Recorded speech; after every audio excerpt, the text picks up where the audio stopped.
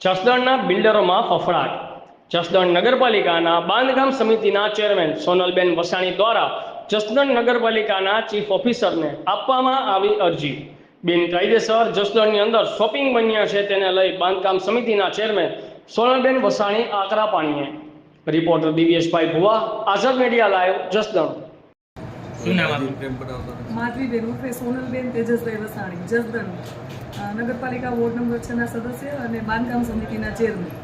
આજે તમે chief officer સાહેબને શું રજૂઆત કરી કે લેટર આપ્યું છે? રજૂઆતમાં જસદણની અંદર બિનકાયદેસર બિલ્ડિંગો જે 69 મારી નજરમાં આવ્યું છે જ્યાં સુધી અમે સ્થળ તપાસ કરી અને 69 બિલ્ડિંગ એવી છે કે જેનું કોઈ આધાર પુરાવા જે સરકારશ્રીના નિયમ મુજબ લઈ અને પછી બનાવી શકે, તો એવા કોઈ પણ આધાર પુરાવા વગર એ લોકોએ ભૂમાફિયા મતલબ કે બિલ્ડરોએ પોતાની રીતે એ બિલ્ડિંગો ઊભી કરેલી છે.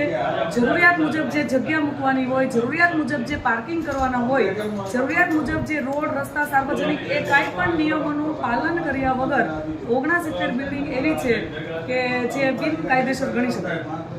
જો આવનારા દિવસોમાં નહીં થાય તો આપ શું પગલાં કરશો? આવનારા દિવસોમાં મેં આજે ચીફ ઓફિસર સાહેબને જે રજૂઆત કરી છે, એક અરજી જ આપી છે. ચીફ ઓફિસર સાહેબ હવે એ બધી જ જગ્યાએ નોટિસ મોકલશે. 10 દિવસનો એમાં સમય આપવામાં આવશે. 10 દિવસની અંદર જો એ લોકો લીગલી એની પાસે કોઈ ડોક્યુમેન્ટ્સ આધાર પુરાવા હશે તો 10 દિવસનો આપણે એને સમય આપ્યો છે. 10 દિવસમાં એ લોકો અમને આધાર પુરાવા રજૂ કરશે, એ લોકોને અમે બાકાત કરીશું અને બાકીના જેટલા લોકો હશે એની ઉપર અમે કાયદેસરની કાર્યવાહી કરીશું.